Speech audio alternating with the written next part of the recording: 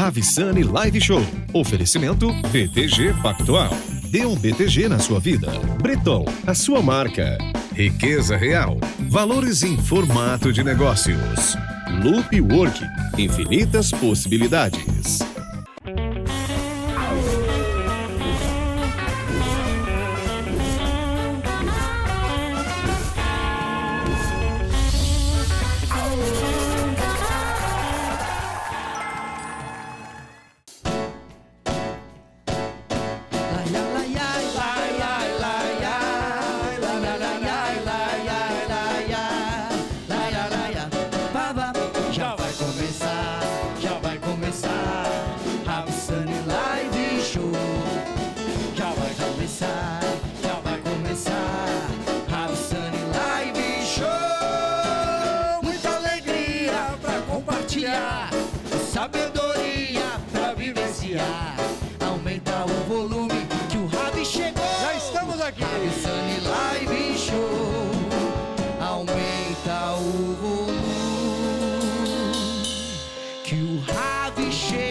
Estamos aqui.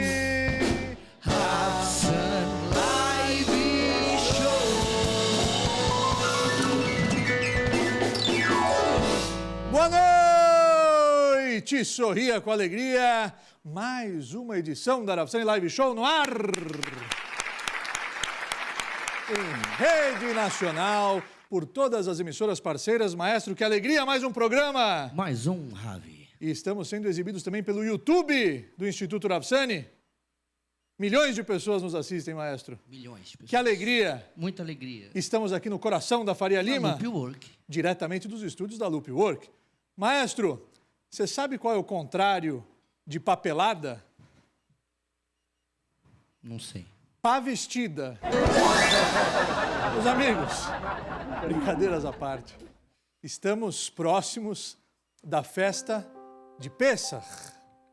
A Páscoa judaica se aproxima e nela celebramos a libertação de nosso povo da escravidão do Egito.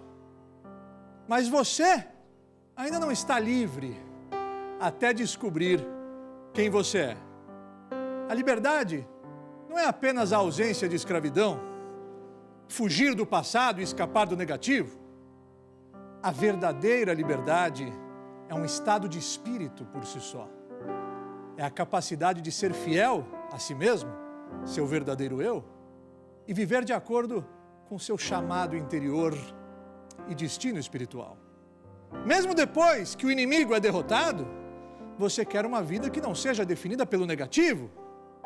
Você quer construir sua vida de uma maneira que represente algo grande e uma vida que nunca mais permita que você seja escravizado, explorado ou limitado. Todos os problemas da vida começam quando nos deixamos sujeitar e escravizar por convenções feitas pelo homem. Quando você idolatra o dinheiro, ama o poder, as conexões e foca apenas no status social, você trouxe sobre si um importante mestre que comprometerá a sua liberdade e, por fim, aniquilará a sua dignidade interior. A liberdade máxima é não estar preso a dispositivos humanos para, assim, poder descobrir seu chamado divino, sua missão aqui na Terra e abraçá-la com todas as suas forças. Só assim, então, você pode se considerar um homem ou uma mulher livre. E por falar em liberdade, por falar em homem livre, eu tenho o prazer de anunciar que o nosso convidado é um homem livre, é um homem que conquistou a sua liberdade, a sua autonomia, mas também com muito propósito, trazendo um significado por detrás de todos os seus empreendimentos, maestro. Eu fico muito feliz de anunciar que o nosso convidado dessa noite, o CEO do Grupo Boticário, Arthur Greenbaum, já está no estúdio. O programa de hoje está maravilhoso. Não saia daí. Daqui a alguns segundos a gente volta. Fica aí.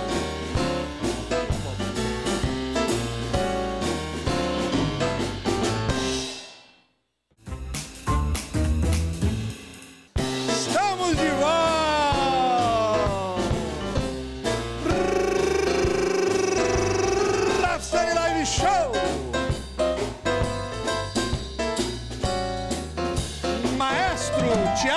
Miranda no teclado.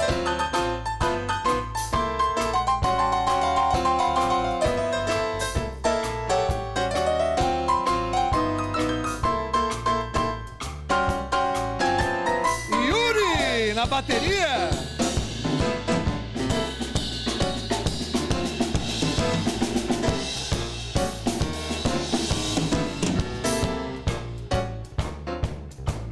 Almôndega no baixo. Almôndega, o baixista.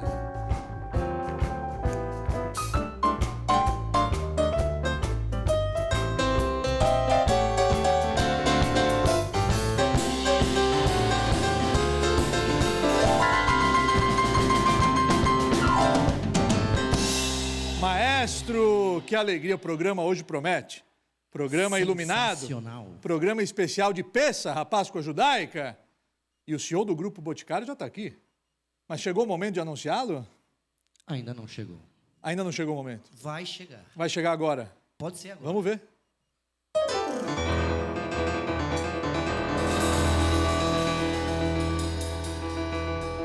Chegou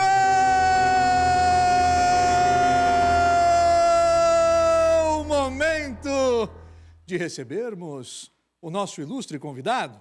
Ele é CEO do Grupo Boticário, dono das marcas O Boticário, Eudora, Quem Disse Berenice, The Beauty Box, entre outras.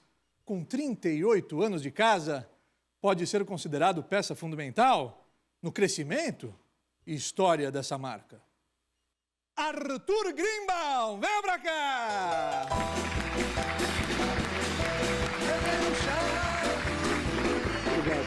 Vem no Shalom Aleichem, vem no Shalom, Shalom, Shalom Aleichem.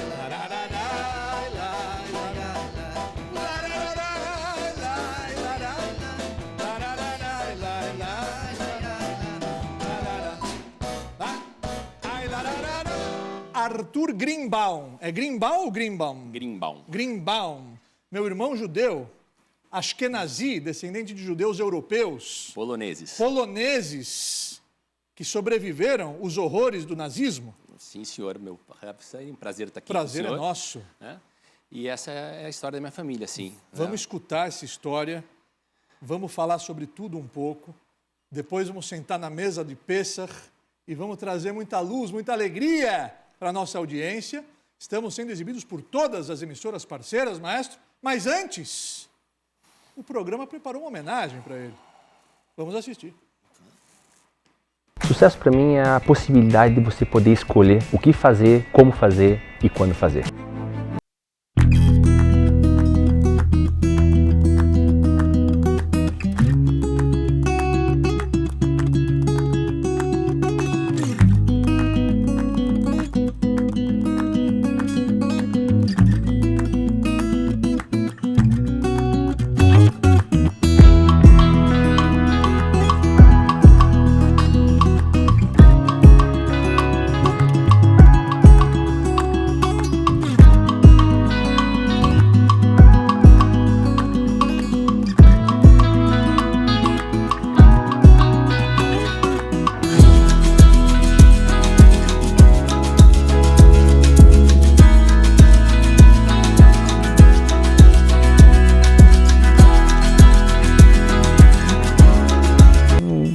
Todo mundo tem muito melindre hoje em dia de ficar olhando como faz, não faz. Eu acho que tem que ir fazer as coisas, tem que ir atrás, vai atrás dos seus sonhos, corra, mas faça as coisas, não fique só sonhando.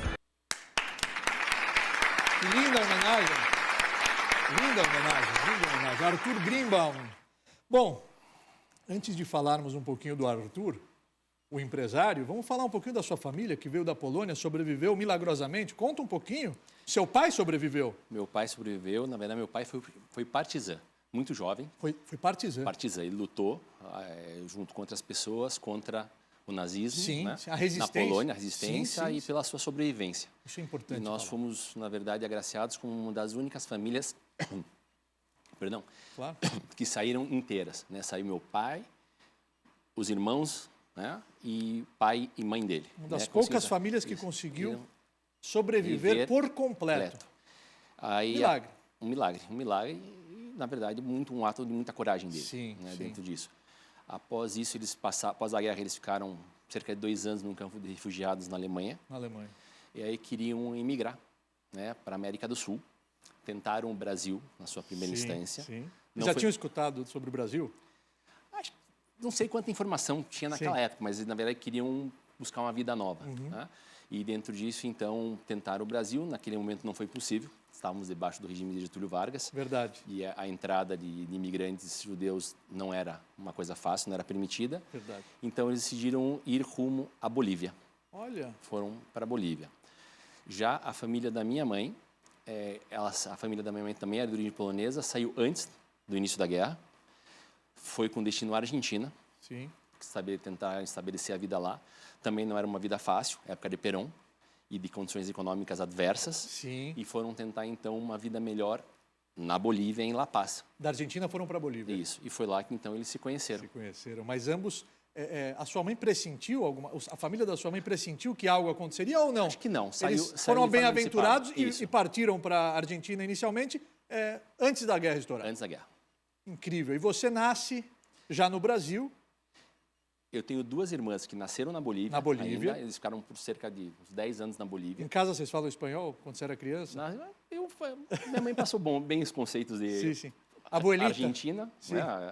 Argentina é a natureza, Sim. natureza, e aí depois ainda na Bolívia.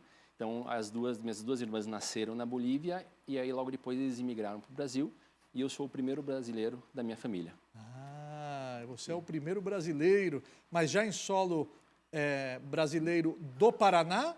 Foram direto direto a Curitiba. A Curitiba. A Curitiba. Mas o Arthur Greenbaum, antes de ser CEO do Grupo Boticário, como é que foi essa trajetória do Arthur no universo corporativo? Como é que você transitou antes de ressentar nessa cadeira tão importante e ser CEO de um grupo tão importante, significativo e de valores como o Grupo Boticário? É uma história bem interessante, Ravi, porque, no fundo, eu sempre brinco que o Boticário, né, é uma empresa que desafia as leis da física, porque é uma sociedade de 2 cunhados né, dentro disso, né? E eu tenho a sorte de ter uma relação magnífica com o meu cunhado, uma relação mais cunhado e irmão, somos sócios, Sim. Melhores amigos, né? Temos uma condição muito boa. No fundo, minha família sempre teve operações comerciais, lojas de confecção, Certo. no centro da cidade de Curitiba.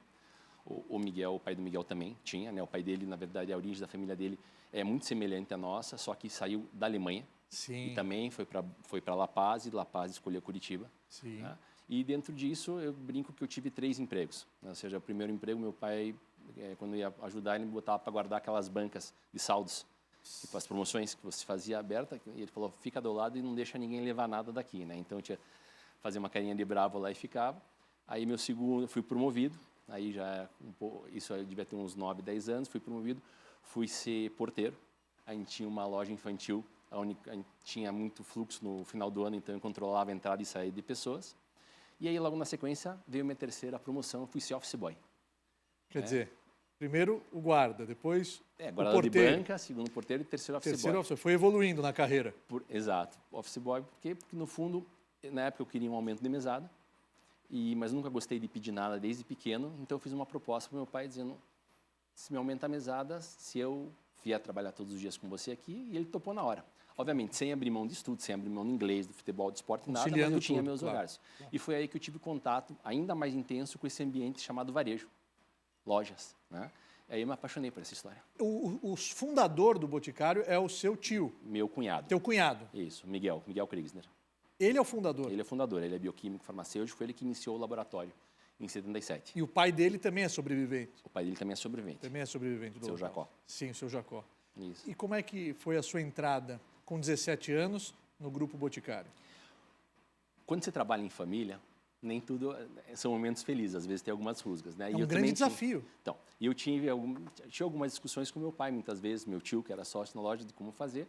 E quando eu discutia com eles, eu ia lá batendo na porta, tinha 14, 15 anos, eu ia batendo na porta do meu cunhado, dizendo, não quero mais trabalhar com meu pai, quero vir trabalhar com você. E ele dizia para mim, puxa, volta lá que eu não quero problema com o sogro. Até que então, foi em 1986, ele precisava fazer uma reforma mais intensa no Boticário. Ele lançou em 77, a marca estava começando a se desenvolver, e ele precisava fazer uma reforma mais intensa com as pessoas que trabalhavam lá. Ele foi buscar um apoio de um senhor chamado Bernardo Fedalto, né, que é um senhor bastante experiente, que veio para ser o financeiro e o grande mão direita dele, e precisavam botar uma pessoa, que eu julgo, hoje o critério acho que era confiança, para trabalhar junto com o Fedalto para fazer as grandes modificações.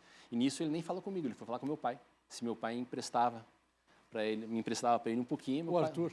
Isso, e meu pai falou, O menino claro, Arthur. leva lá, porque meu pai sempre foi uma pessoa que sempre quis ajudar todas as pessoas da família.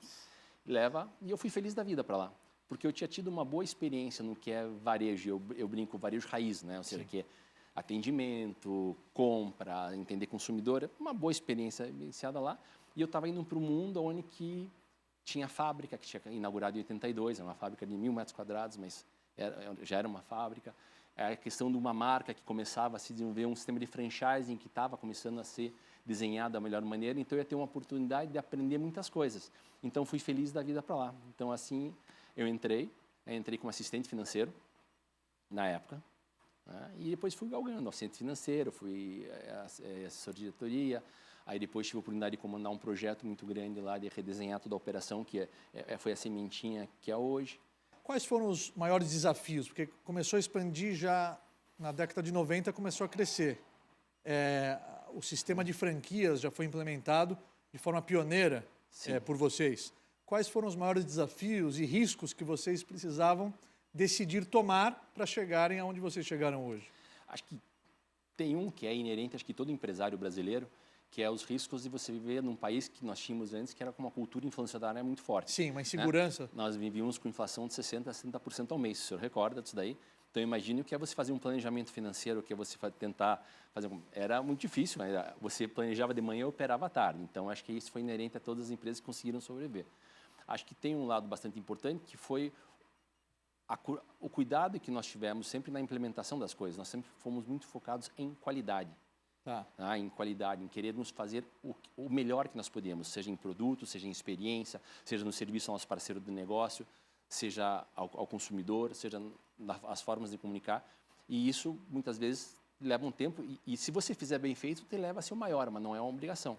Né? Ou seja, mas nós sempre tivemos um foco muito grande nisso. Perfeito, perfeito. Como é que você define hoje o Grupo Boticário? Qual que é o DNA do Grupo Boticário? Os valores? O DNA do Grupo Boticário, ele é um grupo altamente empreendedor. Certo. Nós acreditamos que o empreendedorismo é uma das maneiras que entende ajudar em muito o nosso país. Perfeito. Né? A geração de oportunidade de trabalho, para as pessoas se realizarem e poderem ter dignidade nas suas vidas. A gente tem um propósito muito claro, Ravi. O propósito é criar oportunidades para, através da beleza, poder melhorar a vida de cada um e o mundo ao seu redor. Isso é o que nos tira da cama todos os dias para fazer. Não só eu, como as 20 mil pessoas que trabalham comigo no grupo. Quantas pessoas? 20 mil pessoas diretas que trabalham comigo Criar no grupo. oportunidades? Através da beleza, né, para melhorar a vida de cada um e o mundo ao seu redor. Maravilha! Esses são os valores do Grupo Boticário. Ou seja, vocês vincularam a causa a um propósito maior. Sim. Isso é a base do sucesso dentro do empreendedorismo. Vocês têm uma visão e a visão está acima de tudo. Então, toda a engrenagem, ela gira em torno, roda em torno desta missão de agregar esse valor para a vida das pessoas. Porque nós temos um modelo onde, que, se o senhor pensar, tem a questão dos franqueados. Os franqueados, sim. Que também tem... Suas vidas transformadas. E os colaboradores dos franqueados, sim, que têm suas vidas transformadas. Sim. Aí tem os outros canais que a gente trabalha hoje, que é o door-to-door, a venda direta. Tem o multimarketing. As revendedoras. Exato. Então, a gente consegue fazer um impacto muito grande nessa questão de transformação das vidas. Mas não só pelo lado da colaboração, mas pelo lado do consumidor também. Os produtos que são utilizados fazem uma diferença muito grande, não só na autoestima, mas na possibilidade de inserção social das pessoas na sociedade em que nós vivemos. Sim, 20 mil colaboradores. Os diretos. Se eu pego a rede de franquias, por exemplo, pode acrescentar nessa conta mais uns 25 a 30 mil pessoas. Perfeito. No Brasil inteiro? Brasil inteiro. Exporta também? Exportamos. Fabricação própria, exporta para quantos países? Tudo aqui, 15 países. 15 países. Isso. Os cosméticos. Agora, para ser correto com a informação, nós exportamos para cerca de 40 países, porque fizemos uma aquisição recente de uma marca que tinha já um começo de internacionalização sendo efetuado, que nós agregamos então ao nosso portfólio. Sensacional. Eu, na minha abertura, quando eu introduzi você, eu falei algumas das marcas, mas eu não falei todas. Não. Quais as marcas que eu esqueci de falar que fazem parte hoje do Grupo Boticário? O senhor mencionou até Beauty Box. Temos o I, que é uma marca francesa, já tem uns 4 anos, mas é uma marca de perfumaria, principalmente desenvolvida por nós, na França. né, para acabar com esse complexo vira-lata que o pessoal fala que produto brasileiro não é bom. Então, a gente faz produtos aqui que são altamente competitivos no Brasil e no mundo, tanto que a gente foi para a França para desenvolver produtos lá. Perfeito. Também. Temos o I, temos uma... E a França é um símbolo da perfumaria. Perfeitamente. Fizemos uma aquisição de uma marca chamada Vult, que é uma marca também voltada a cosméticos. Tá. Isso foi em 2018. Adquirimos Dr. Jones, uma marca voltada ao público masculino, para trabalhar no canal multimarca. E recentemente fizemos a aquisição de Truss, que é uma marca voltada a cabelos profissionais, dedicados à parte mais de salões de beleza e pessoas que querem um cuidado diferenciado com seus cabelos. Você, como CEO, você tem muitas responsabilidades. Quando você senta naquela cadeira, são mais de 40 mil vidas sob a sua gestão. Quais são os maiores desafios e as principais características que um CEO precisa adotar para ter êxito nos negócios igual o Arthur Greenbaum? Acho que tem algumas características. A primeira é ter esse olhar constante para o futuro. Se antecipar. Se antecipar, tentar entender o que está sendo feito Mudar lá. em time que está ganhando. Exatamente. E traduzir para o nosso dia a dia, para as estruturas, para as pessoas, o que tem que ser, o que nós temos que construir em conjunto. Acho que um segundo ponto muito importante é empatia. Empatia. Empatia. Você está, de fato, interessado em entender o que o consumidor, o que o seu colaborador, o que o seu parceiro de negócio está querendo te explicar, né? E outro é, eu diria, uma escuta ativa bastante importante, né? Porque a gente recebe muita informação boa vindo de diversas partes. Se você não tiver esse canal aberto, você vai estar sendo prejudicado. Então, eu diria que são várias, mas eu ressaltaria. Então, resume as três? Sim. Resuma as três? Resume as três. A primeira é visão de futuro. Visão de futuro e se antecipar. E construção dele. Empatia. O segundo é empatia e o terceiro uma escuta ativa. Escuta ativa. Qual foi o momento mais difícil da sua carreira? Maestro, para ele você pôs o uísque, né? Tá bom. Tomar uma aguinha aqui até. Sempre a curiosidade que tem dentro da canequinha, né? Cada um tem uma coisa. Acho que o momento mais difícil que eu tive na vida foi quando a gente fez um projeto muito grande de repensar esse futuro. Foi o primeiro grande projeto que a gente fez.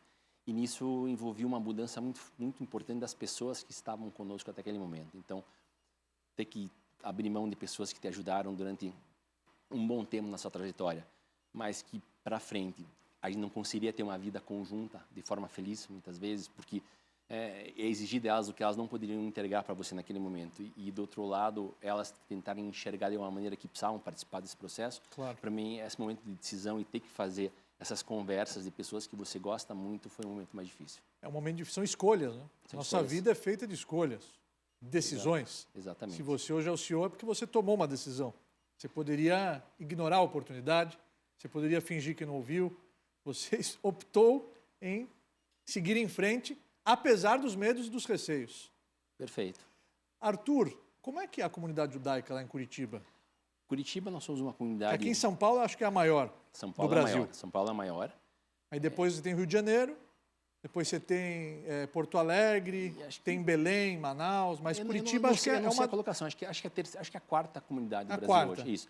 Estamos falando de uma comunidade de cerca de 4 mil pessoas. 4 mil? Pessoas. Não famílias, pessoas. Não, pessoas. Cerca de 1.000 famílias, em média. E é muito unida a comunidade? Ela tem um projeto muito interessante, que é um projeto de Keilah, que foi implementado há muitos anos atrás. Até foi o Miguel, meu cunhado, foi um dos cabeças disso, junto com outras pessoas lá. Para tentar fazer com que a gente tivesse uma unificação dentro de um espaço físico com todas as entidades. Perfeito. Então, temos a escola, no mesmo local que tem o clube, onde funciona a sede da Vitz, o Pioneiro e assim vai. E a sinagoga onde são feitas as orações. Isso, e uma das sinagogas, tem a sinagoga tradicional, que é essa que tem lá, e depois tem uma outra sinagoga também que não está inserida ali dentro. Né? E essas duas atendem as 4 mil pessoas, 4 mil judeus que moram em Curitiba, Paraná. Exatamente. Arthur, você, não sei se você ou seu cunhado, tem uma história interessante com o Silvio Santos, não é verdade? Como é que foi essa história do Boticário com o Silvio Santos? Teve uma compra de um estoque do Silvio. Foi uma história que, por detrás das entrelinhas, nós conseguimos absorver muitos ensinamentos para os empreendedores da nova geração. Como é que foi esse episódio entre o seu cunhado e o Silvio Santos? Ele já vai responder isso logo, logo, depois de um breve intervalo. Não saia daí! Fica aí, vai contar a história entre ele e o Silvio Santos.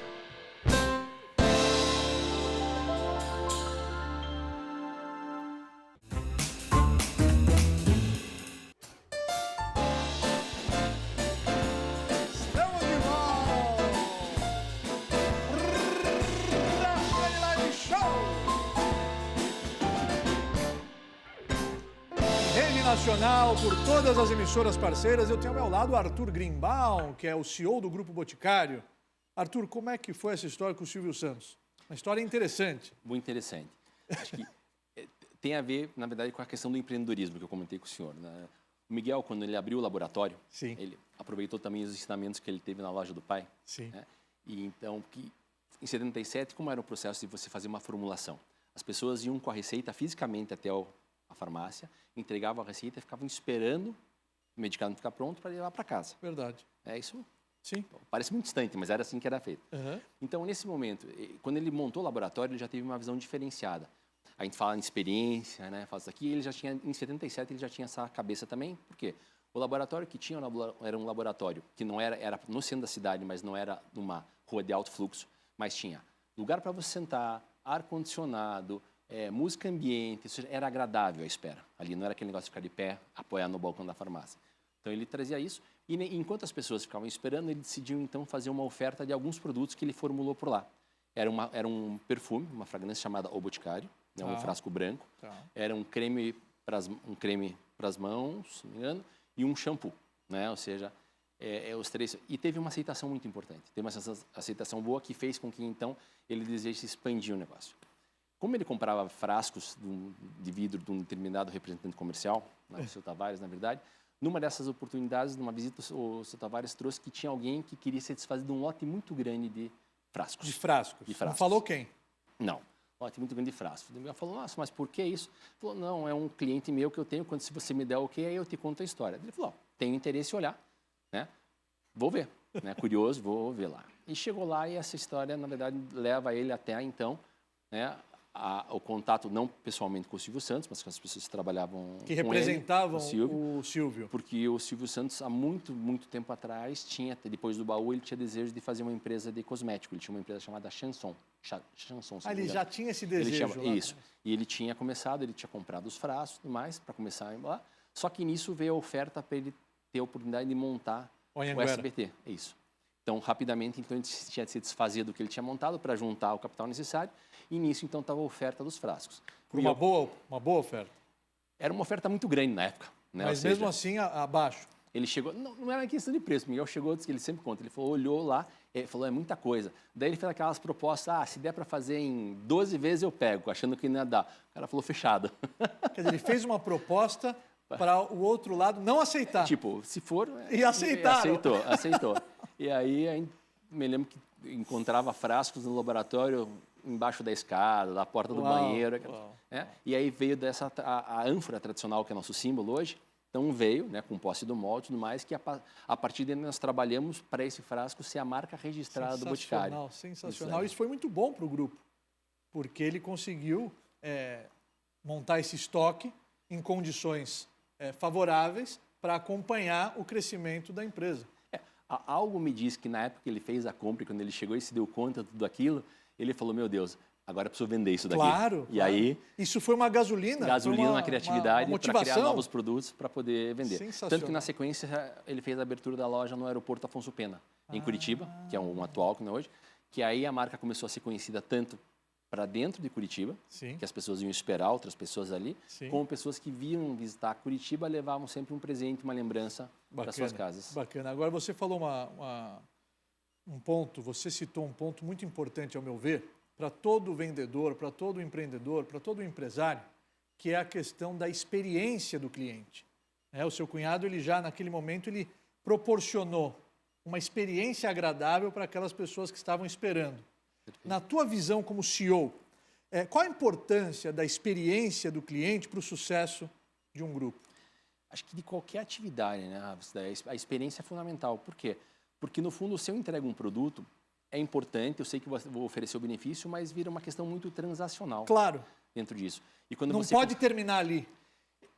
Acho que muitas vezes não pode nem começar nem terminar. Nem começar nem terminar. Porque, no fundo, um produto está a serviço de oferecer uma solução para um cliente.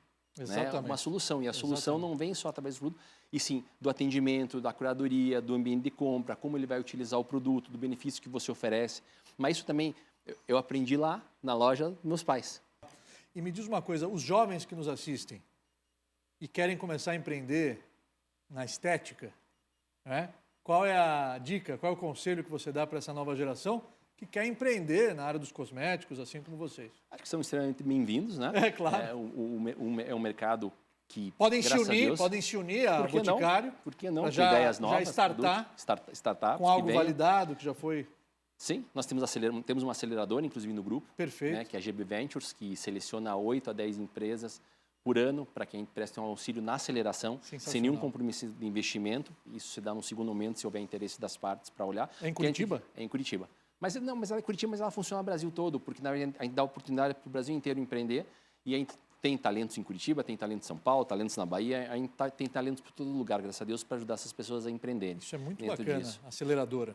Acho que se eu pudesse dar um conselho, acho que primeiro que eles investiguem muito bem, né? Ou seja, Estudem bem o mercado. Brasil, sempre falam que o Brasil tem o maior, né, um dos maiores índices de iniciativas. Sim, Né? O problema é que tem muita iniciativa e tem pouca acabativa. é verdade. Dentro daí. As pessoas não se preparam, eles falam, tem uma ideia, mas não se preparam para empreender. Não fazem um planejamento, não entendem com caixa, eles acham que do dia, desde a da abertura, num momento só vão estar no pico de vendas, precisa ter planejamento financeiro, precisa ter outros cuidados além de só a ideia, né? Claro. E para isso precisa se preparar, precisa planejar. Então, Claro. a maior dica que eu dou é que as pessoas sentem e estudem o que elas vão fazer. Se dediquem a isso, ouçam outras pessoas, ouçam seus consumidores. Eu gosto de um termo que eu falo assim, para a gente, eu gasto, meu time gasta muita sola de sapato. Perfeito, Porque nós temos que estar onde os consumidores estão para poder aprender com eles todos os dias. perfeito, perfeito.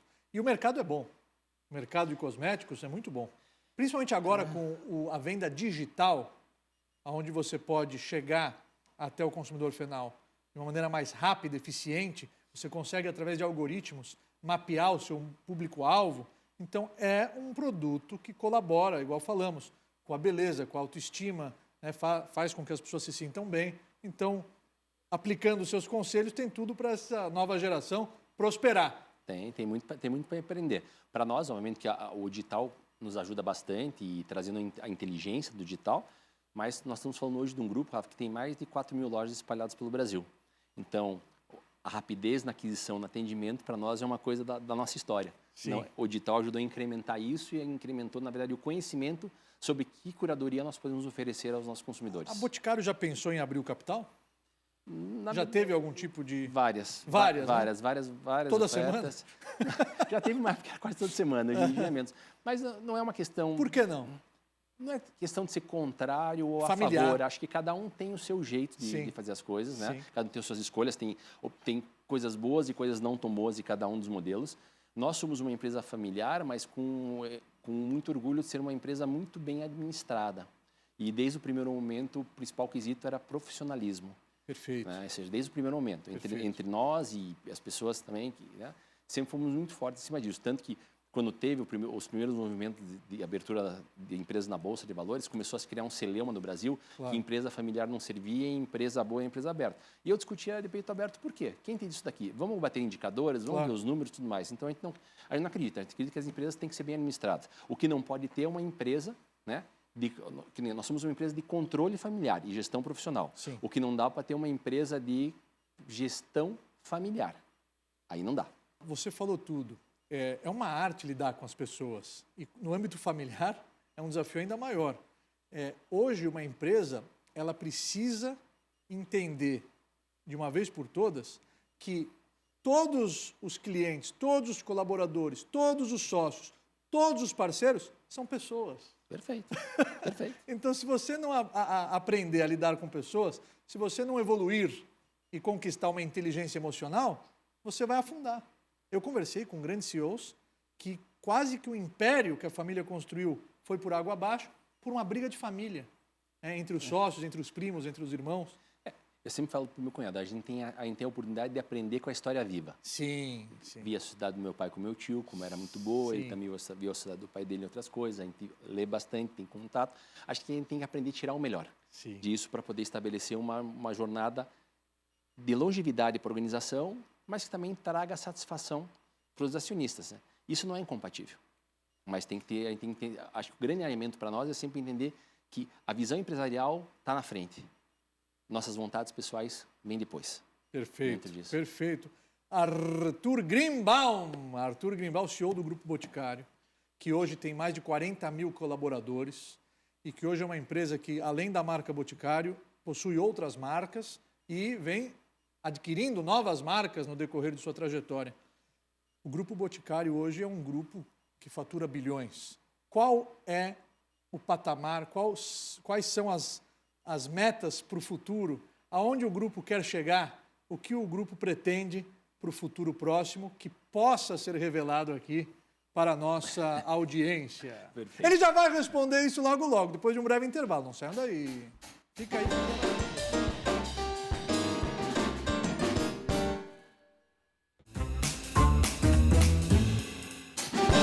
Estamos de volta!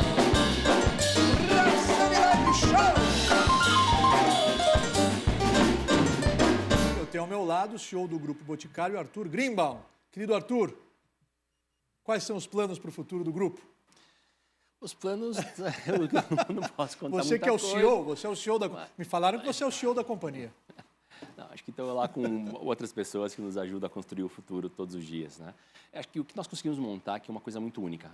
Somos um dos poucos grupos no mundo que tem essa oportunidade de oferecer produtos e curadorias das marcas através de praticamente todos os canais. Perfeito. Trabalhamos com lojas de franquia, com vendas porta a porta, domiciliares, comércio eletrônico, agora lojas multimarcas e agora salões, mercado profissional. Então, nós montamos o que eu chamo carinhosamente de um verdadeiro playground para jogar, né? Ou seja, multimarcas e multicanais dentro disso. Então, o que nós queremos cada vez mais agora é poder continuar oferecendo soluções e complementar as necessidades que vão sendo colocadas pelos nossos consumidores. Acho que esse é um bom caminho. Que maravilha, que maravilha. Arthur, os nossos seguidores sabiam da sua presença aqui e o celular não para de apitar. Eles querem fazer perguntas para o CEO do Boticário. Vamos lá, fique à vontade se você não quiser responder. Olha só, a seguidora Larissa, ela perguntou o seguinte: Arthur, como você enxerga o mercado para pet no Brasil? Que a Boticário agora lançou a linha pet. Lançamos uma linha chamada Almigos. Como é que é o nome da linha? Almigos. Almigos? Almigos. Bem sugestiva, né? E pegou? Está indo muito bem. A gente lançou agora há menos de um física ano. e online ou só Física, online? Física e online, né? E o próximo passo é a gente entrar em multimarcas também, para oferecer. Porque esse é um mercado que vem crescendo muito. A paixão que as pessoas têm pelo seu pet pode atrasar a conta de luz, mas não atrasa a ração do pet. A paixão é praticamente É um como filho, exato, É um filho, né? é um filho. E ainda mais depois, acho que da experiência da pandemia, que as pessoas estavam mais solitárias, também o pet teve uma função muito importante dentro disso. Então tem um campo bastante interessante e para nós é uma oportunidade de nós podemos complementar a oferta de produtos para os nossos consumidores, né? Já que você cuida tão bem de você, cuida bem de seus famílios, também cuide bem do seu pet. Perfeito, perfeito. Então essa marca é Almigos. Almigos, tá? Isso. Veio para ficar. Veio para ficar. Veio para ficar. Mais uma pergunta do seguidor Leandro. Arthur, como você enxerga o papel do marketing e a comunicação dentro de uma empresa? Vital. Fundamental, porque no fundo... Como é que a Boticário explora a propaganda, a comunicação? Das mais diversas formas, né? Ou seja, desde o início, quando nós fazíamos nossos anúncios talvez mais tradicionais, que tínhamos uma oferta menor de recursos a serem colocados, mas sempre com muita criatividade e sempre muito assertivos no que nós queríamos passar. Sim. Para que o senhor tenha uma ideia, eu não vou dizer que foi a primeira, mas com certeza uma das 2 ou 3 primeiras empresas, para não cair nem aqui, que fez a questão de merchandising em novelas foi o Boticário, foi a marca Boticário.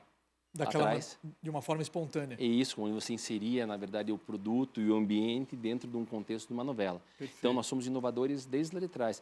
E, no fundo, o marketing é a arte de você comunicar, né, o que você faz, a experiência que você pode proporcionar, de uma maneira que seja que desperte o interesse do seu consumidor, do seu cliente ou de quem você queira passar a mensagem. Porque você pode ter o melhor produto do mundo, mas se a mensagem não for transmitida de uma maneira impactante, ninguém vai prestar atenção. Já diziam Chacrinha, quem não se comunica, se trumbica. É verdade, maestro. Conheceu o Chacrinha? Quem não se comunica, se trumbica. Sabe as palavras. Né? Sabe as palavras. Então, acho que tem uma questão, sim, ainda mais no nosso segmento, porque é um segmento muito ávido por novidades. Sim. As pessoas sempre estão em busca da beleza, da juventude eterna, vamos chamar assim, no bom Sim, sentido, sim, né? sim, sim. E isso, com o aumento da expectativa de vida das pessoas, cada vez é um tema mais presente. Porque as pessoas sabem que vão viver mais e elas podem chegar numa condição muito melhor nesses anos vindouros. Claro, perfeito. Estávamos falando na minha sala que o nosso rosto é um recinto público. Perfeito. Então, você não tem o direito de sair de casa mal aparentado. Você não tem o direito de sair de casa com a cara fechada, com a cara amarrada. As outras pessoas não têm nada a ver com isso. E o teu grupo, os produtos do Boticário colaboram com esse cuidado, Perfeito. com esse carinho. Eu diria que não é um direito seu para com as pessoas e nem para com você mesmo. Exato, acima de tudo. Aí tem uma história muito interessante, se não me permite. Claro. Muitos anos atrás, a gente foi fazer uma comunicação de um filme que a gente chamava Make It Better, que era essa questão de uma jornada de uma pessoa que passava no seu dia e ele ia fazendo toques e espalhando a beleza pelo mundo. As pessoas... Aí a agência me apresentou, me lembro disso aqui, eu falei, gostei, mas deixa eu dar uma pensada, eu sempre gosto de dormir uma noite com o tema, né?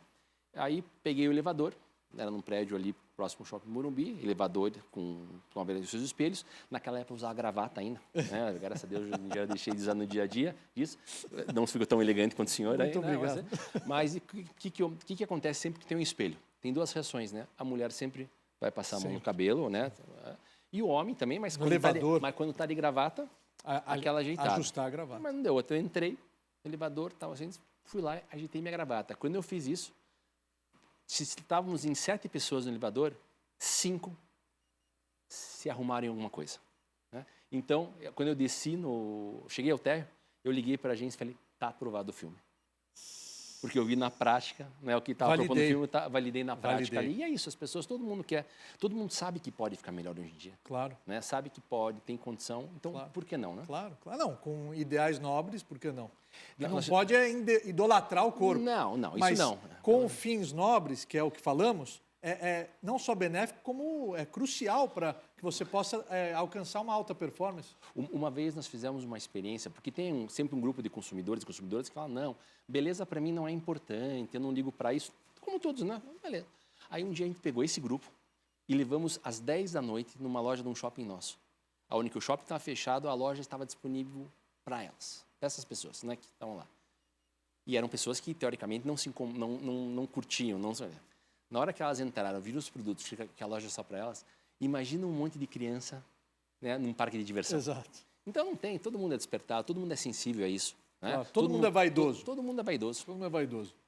Arthur, tem um museu do Holocausto em Curitiba, não? Sim. Memorial. Feito em homenagem ao meu pai. Exato. Conta um pouquinho, porque principalmente agora que o antissemitismo vem aumentando no Brasil e no mundo inteiro, nós estamos atravessando uma fase delicada, a memória e a lembrança do Holocausto é vital, é importante, é crucial para que isso jamais se repita. E a comunicação, ela deve ser repetida incansavelmente sobre os horrores do nazismo que o seu pai vivenciou, o pai do seu cunhado vivenciou, sentiu na pele, e nós que somos a nova geração temos o dever de levantar essa bandeira para que isso jamais se repita. Em qualquer nação, povo, raça, cultura. Conte um pouquinho da ideia desse memorial. No fundo, nós fomos privilegiados porque nós pudemos ouvir a história direto da fonte. Sim. Né? Ou seja, meu pai, alguns amigos deles, né? Ou seja, ele nos contava os horrores e a que degradação chega ao ser humano, né? E o que um outro pode fazer de mal com isso, e foi uma das bases fortes do ensinamento de como ele nos criou para a vida, né? E dentro disso, nós vimos que, na verdade, essa parte dos sobreviventes, infelizmente, estão falecendo. Estão acabando. E aí a questão toda era falando, se a gente conseguir ouvir da fonte, como que a gente pode fazer que essa história se perpetue aqui, né? De uma maneira que a gente possa também dividir o que nós ouvimos e é um conhecimento, para que isso não se repita, as pessoas têm que aprender sobre isso, têm que entender, né? Então, aí foi uma ideia também do meu cunhado, né? Ou seja, quando estava organizando lá, ele falou, vamos fazer... Ele foi uma vez para a Austrália e viu umas placas feitas em bronze de um artista que retratou as questões do Holocausto. E ele acabou fazendo uma compra dessas placas sem saber direito o que ia dar. E aí, dentro disso da discussão, então, fez a opção por criar um museu, justamente com esse intuito que o senhor falou, ou seja, poder levar a realidade do que foi a época, os ensinamentos, que as pessoas entendam quão negro foi esse período da nossa história, mas o entendimento não só por entender o que era aquela época, e entender para que todos nós possamos trabalhar para que isso nunca se repita. Exato. Nem com judeus, Exato. nem com negros, nem ninguém. com ninguém isso daqui. Então, a gente tem um museu lá, mantido Curitiba. pela família, isso, onde o grande foco, na verdade, é dado para a visitação de escolas. E todos podem visitar. Todos podem visitar. Tem que só avisar antes, né? Para poder fazer. Ele é aberto ao público. Aberto ao público. Aberto ao público, só não funciona, obviamente, no sábado. Claro. Né? Se é aberto, os outros dias é aberto ao público. E aí tem um foco muito grande na questão da educação. Então, escolas, né, têm agendadas 2, 3 escolas ao dia durante o longo período. Foi uma iniciativa da sua família. Isso. Das famílias. Das famílias. É uma iniciativa muito importante. Eu ainda não estive presente neste museu, mas está convidado. Estarei presente. Faço questão, inclusive, de fazer uma matéria lá para veicular no nosso programa. Bárbaro. Arthur, nós estamos se aproximando de Pessach. Pessach é uma festa deliciosa, onde celebramos a saída do nosso povo da escravidão do Egito. Então, eu vou lhe convidar, nesse momento, para você sentar comigo na mesa de Pessach. Com o maior prazer. Vamos lá? Vamos embora. Vamos lá, por favor. Maestro, música!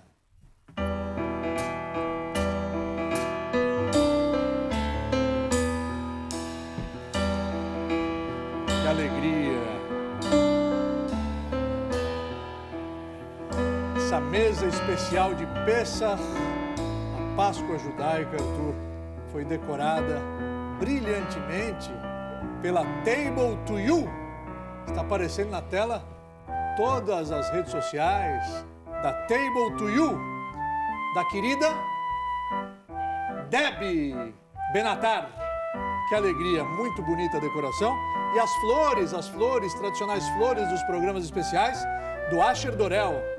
Tudo está aparecendo na tela. Ficou bonita a mesa, não? Linda Kiará, hein? Kiará, matzá. Vamos explorar juntos, maestro. Você faz uma caminha que eu vou explicar um pouquinho para você de casa. A maior parte das mitzvot, dos preceitos da Páscoa judaica, giram em torno da comida, não é verdade? Na verdade, além de contar a história da saída do Egito, todos os outros mandamentos são orientados para a alimentação. Matzá, o pão ázimo, o maror, as ervas amargas para lembrar da amargura dos nossos antepassados que foram escravos no Egito, 4 taças de vinho, celebrando a liberdade. Todos os símbolos da Páscoa judaica de Pessach são símbolos relacionados à comida. Por quê? Primeiro feriado do calendário judaico, a primeira festa de todas as festas, a comida ocupa um protagonismo especial. No centro das atenções da noite do Seder, da noite do jantar, Seder é ordem, tem uma ordem a ser cumprida, indicando uma diminuição. Quando você está longe da comida, você perde as forças. Quando você está longe da comida, você perde energia. Então, quando você come, a sua força é restaurada. Quando você come, você se recupera. E essa força é vital, imediatamente ela é introduzida dentro do seu eu interior. A mensagem por detrás da simbologia da comida, querido Arthur e querido espectador, é que o Criador, lá em cima o boss, ele é o doador da vida. Ele é o autor e o doador da vida. E ele detém a chave da vida e, essencialmente, não temos poder sobre essa doação constante. Portanto, podemos deduzir que comer de forma mais poderosa e significativa nos dá uma oportunidade de sentir uma conexão direta com Deus. E a simbologia do Seder de Pessach nos proporciona comermos de uma maneira mais significativa. A matzá, que simboliza o pão da pobreza que nossos antepassados comeram na saída do Egito, mas também o pão da redenção, porque a redenção foi tão rápida e necessária naquele momento que não deu tempo da massa fermentar. Então essa matzá, ela simboliza a agilidade, a humildade. O pão fermentado não se come em Pessach, porque o fermento, a massa parada, significa a mentira, o orgulho, a vaidade. Os mesmos ingredientes, a matzá é água e farinha, e o pão é água e farinha, mas o pão ficou parado, inchou, inflou, não é a essência verdadeira dele. A matzá, humildade, simplicidade, transparência e veracidade acima de tudo. Esse haroset está aqui para lembrar a argamassa que os nossos antepassados de escravos prepararam para construir os tijolos. Então, uma massa feita de nozes com maçã e vinho. Toda a simbologia do ceder faz com que você se recorde de onde você veio, quem é você, qual é a sua missão, rumo à verdadeira liberdade que falamos, querido Arthur. E você é um homem que simboliza esses valores. Você é um homem que simboliza a verdadeira liberdade. É um homem que pagou o preço do sucesso, com humildade, com determinação, com disciplina, com valores milenares enraizados dentro do seu judaísmo, valores estes inegociáveis. Então, eu tenho certeza que, dando continuidade a tudo que você já plantou de sementes até hoje, você ainda vai continuar colhendo bons frutos para você, para o grupo e para toda a sua família. Eu te abençoo. Amém. Muito obrigado. Que o boss continue te iluminando, continue te auxiliando e que você continue prosperando e desempenhando essa sua missão de CEO, mas não CEO só do Grupo Boticário, CEO da sua vida. Perfeito, perfeito. Vida essa que não é mais sua. Você tem a obrigação em Curitiba, numa comunidade pequena, porém unida, de ser ativista, de continuar levantando a bandeira do judaísmo e dando continuidade à história milenar do nosso povo. E para você de casa, muito obrigado pela sua audiência. Quando você comer a matzá no jantar do Seder de Pessach, lembre-se que esse é o pão da fé. É a comida que faz com que você pare e reflita sobre os seus verdadeiros valores. E os nossos corações e o nosso caráter é influenciado por intermédio desses hábitos, dessas práticas, dessas tradições e desses costumes. Sorria com alegria, viva a vida com sabedoria. Pesach kasher vesameach, um Pesach kasher e alegre para todos nós, e que possamos celebrar em breve a paz. Shalom, muito obrigado. Pesach kasher vesameach. E até a próxima edição da Rav Sani Live Show!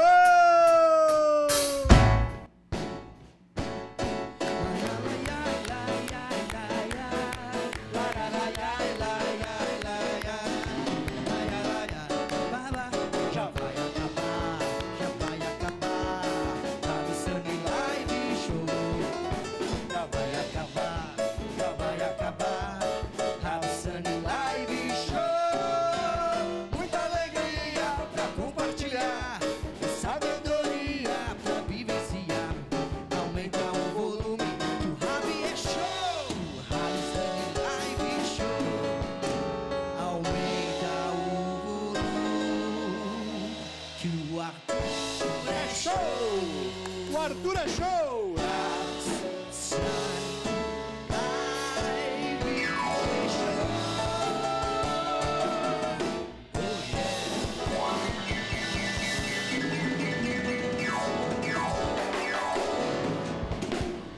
Até a próxima, pessoal!